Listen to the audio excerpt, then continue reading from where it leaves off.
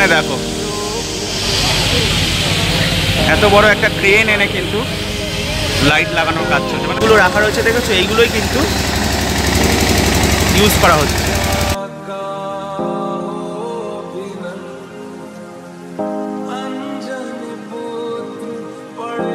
দেখো এটাই কিন্তু রাম মন্দিরের মূল ফটক, মানে এই দুটো গেটের।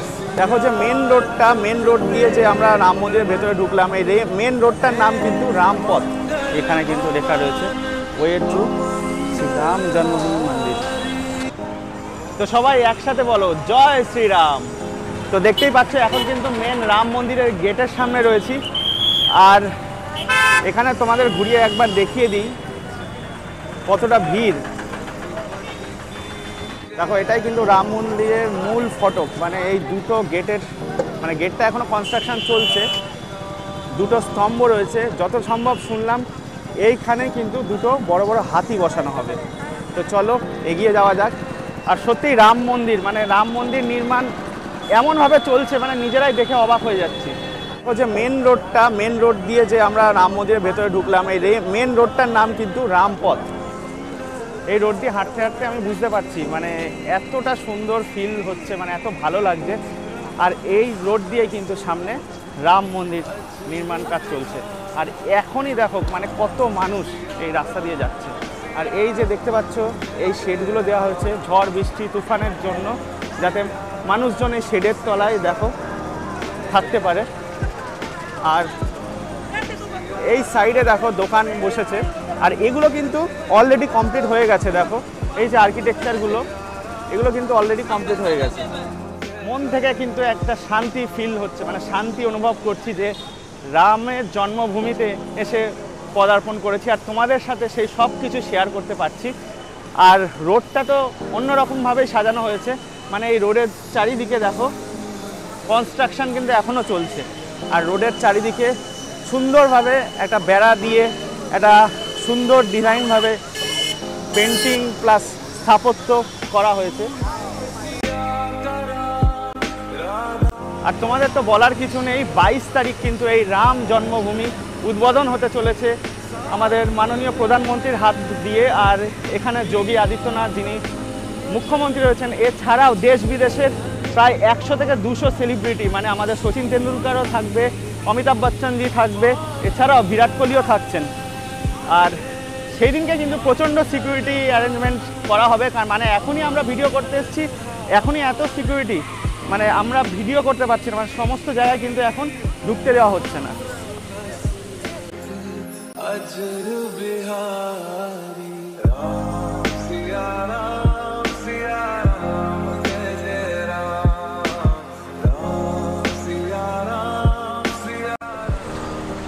দেখো এখানে কিন্তু লেখা রয়েছে ওয়ে টু শ্রীরাম জন্মভূমি মন্দির,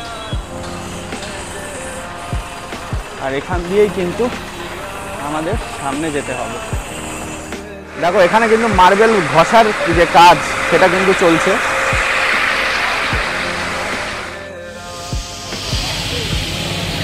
এত বড় একটা ক্রেন এনে কিন্তু লাইট লাগানোর কাজ চলছে, মানে যুদ্ধকালীন তৎপরতায় কাজ চলছে। দেখো লাইটগুলো কত বড়, এই লাইটগুলো কিন্তু স্ট্রিট লাইট হিসাবে ইউজ করা হচ্ছে। এখানে কিন্তু ফ্লোর টাইলস বসানোর কাজও চলছে, মানে যুদ্ধকালীন তৎপরতায়।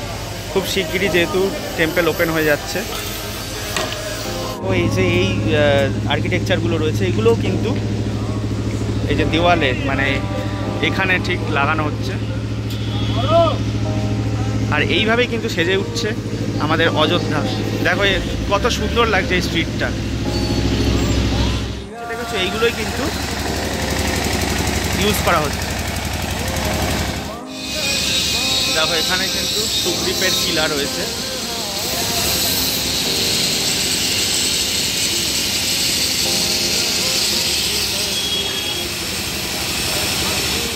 অযোধ্যা এই নামটি শুনলেই সর্বপ্রথম আমাদের মাথায় যে কথাটি আসে তা হলো শ্রীরাম জন্মভূমি। আর এই শহরটি কিন্তু পবিত্র সরজু নদীর তীরে অবস্থিত এবং এই শহরের মাত্র 4 থেকে 5 কিলোমিটারের মধ্যেই কিন্তু প্রায় 7,000-এরও বেশি মন্দির রয়েছে।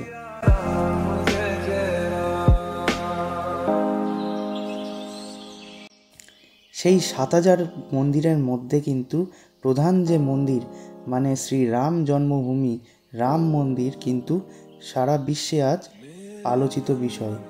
আজ আমার চোখ দিয়ে কিন্তু তোমরা সকলে সেই শ্রীরাম জন্মভূমি বা শ্রীরাম মন্দির দর্শন করবে।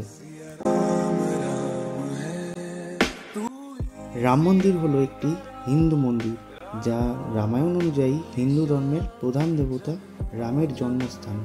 ভারতের উত্তরপ্রদেশের অযোধ্যায় রাম জন্মভূমি স্থানে নির্মিত হচ্ছে। মন্দির নির্মাণের তত্ত্বাবধান করছে শ্রী রাম জন্মভূমি তীর্থক্ষেত্র। এই মন্দিরের ভিত্তিপ্রস্তরের অনুষ্ঠানটি 5ই আগস্ট 2020 সালে ভারতীয় প্রধানমন্ত্রী শ্রী নরেন্দ্র মোদীর দ্বারা সঞ্চালিত হয়েছিল। মন্দির চত্বরে দেবতা সূর্য, গণেশ, শিব, দুর্গা, বিষ্ণু ও ব্রহ্মার মন্দিরগুলো অন্তর্ভুক্ত থাকবে। শ্রীরাম জন্মভূমি তীর্থক্ষেত্র ট্রাস্ট 2020 সালের মার্চ মাসে রাম মন্দির নির্মাণের প্রথম ধাপ শুরু করেছিল। 2020 সালের 25শে মার্চ রামের মূর্তিটি একটি অস্থায়ী স্থানে স্থানান্তরিত করা হয়েছিল।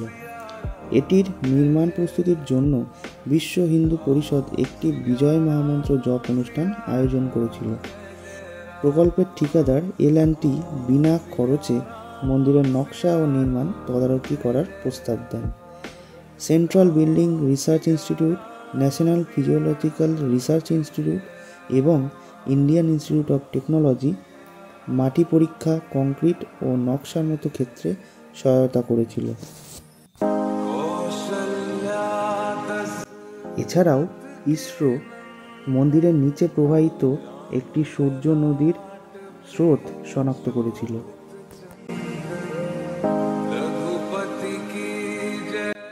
এবার এই অযোধ্যার রাম মন্দিরের বিশেষ কিছু বৈশিষ্ট্য সম্পর্কে জেনে নেওয়া যাক। এই স্থাপত্যটি ডিজাইন করছে সোমপুরা ফ্যামিলি। সোমপুরা ফ্যামিলি হলো সেই ফ্যামিলি যারা কিনা পৃথিবীতে প্রায় 100টি মন্দির ডিজাইন করেছেন এবং ভারতের সোমনাথ মন্দিরও তাদের হাতেই ডিজাইন করা হয়েছিল।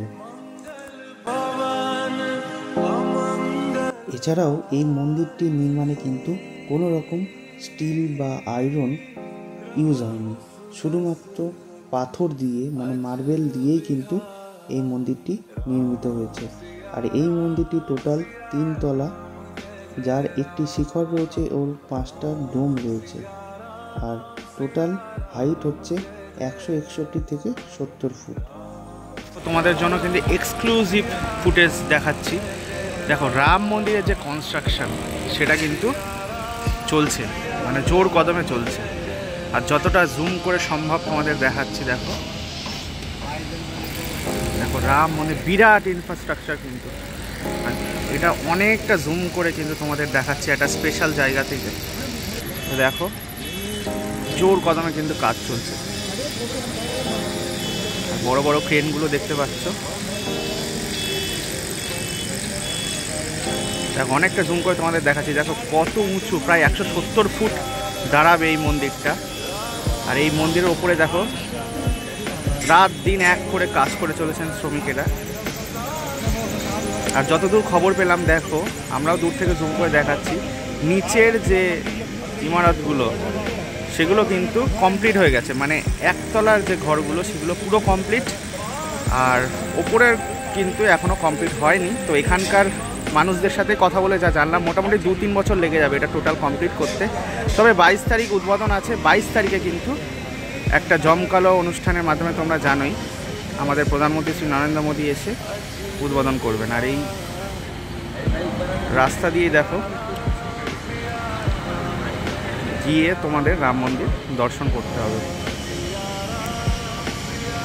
দেখো ওখানে কিন্তু ক্রেন থেকে জেসিবি সবই রয়েছে। আর এই টোটাল এরিয়াটা কিন্তু রাম মন্দিরের। আর এই মন্দিরের 2000 ফিট নিচেই কিন্তু টাইম ক্যাপসুল রয়েছে, যেটা কিনা তৈরি হয়েছে তামা দিয়ে। আর তার মধ্যে কিন্তু লিখিত রয়েছে রামের সম্পর্কে, যাতে ভবিষ্যতে এই সমস্ত জিনিসটা লিপিবদ্ধ থাকে। বন্ধুরা, তোমরা দেখতেই পাচ্ছ আর একটা অ্যাঙ্গেল থেকে কিন্তু তোমাদের দেখাচ্ছি রাম মন্দিরের যে প্রস্তুতি বা রাম মন্দির তৈরির যে কর্মকাণ্ড চলছে, বিরাট কর্মকাণ্ড, সেটা কিন্তু আর একটা অ্যাঙ্গেল থেকে দেখাচ্ছি। দেখো ভেতরে কিন্তু ঠিক এইখানে দ্বিতীয় তলায় কাজ চলছে, তৃতীয় তলায়ও কাজ চলছে যতদূর জানতে পারলাম। আর অসাধারণ লাগছে কিন্তু দূর থেকে দেখতে, যদিও ভাগ্য সহায় হয়েছে, সকালে প্রচণ্ড কুয়াশা ছিল, এখন কিন্তু কুয়াশাটা অনেকটাই কেটে গেছে, তাই তোমাদেরকে সম্পূর্ণটা দেখাতে পারছি। রাম জন্মভূমির ভেতরে মানে এই রোড দিয়ে তোমরা ভেতরে এই অবধি এসে কিন্তু ভিডিও করতে পারবে, এরপরে কিন্তু ভিডিও অ্যালাউ নয়। এরপরে তোমরা ব্যাগ আর ক্যামেরা রেখে কিন্তু রাম জন্মভূমি মানে রামের যে মন্দির সেটা দর্শন করতে পারবে। তাই বলে এখনো পর্যন্ত কিন্তু ভেতরে প্রবেশাধিকার কারণ নেই, মানে ফোন ভিডিও তো ছাড়ো, এমনিও প্রবেশাধিকার নেই, কারণ জানোই তোমরা 22শে জানুয়ারি কিন্তু উদ্বোধন হতে চলেছে। উদ্বোধনের আগেই দেখো ভেতরে কনস্ট্রাকশন থেকে শুরু করে যুদ্ধকালীন তৎপরতায় কিন্তু কাজ চলছে, আর টোটালটাই কিন্তু তোমাদের সাথে শেয়ার করছি যতটা পাচ্ছি। আর আপাতত কিন্তু যেটা দেখালাম ওই অবধি আমাদের প্রবেশাধিকার রয়েছে, আর এই রাস্তাটাও কিন্তু খুব সুন্দরভাবে সাজানো হয়েছে। টোটাল রাম মন্দিরটা তো তোমাদের দর্শন করালামই, আর একটু খুপিয়াভাবে মানে একটা স্পেশাল জায়গায় গিয়ে কিন্তু তোমাদের রাম মন্দির, নতুন যে রাম মন্দির হচ্ছে সেটাও দেখালাম। তো কেমন লাগলো ভিডিওটা অবশ্যই জানিও, যদি ভালো লেগে থাকে লাইক করো, শেয়ার করো তোমার বন্ধুদের সাথে যারা যারা আসতে চাইছো, আর অবশ্যই কমেন্টে লিখো জয় শ্রীরাম।